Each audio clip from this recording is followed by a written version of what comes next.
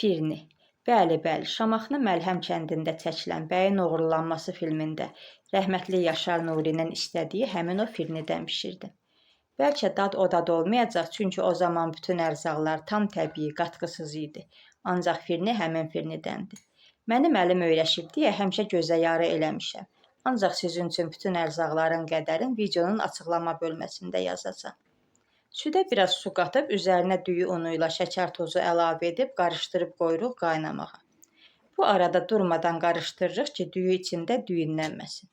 Qaynadıqdan sonra ocağın altını azaldıb, vamodda bişiririk.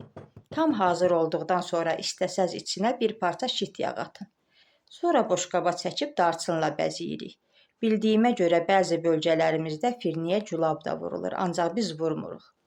Məndən bu qədər. İndi siz yazın görək daha hansı bölgəmizdə firni bişirilir.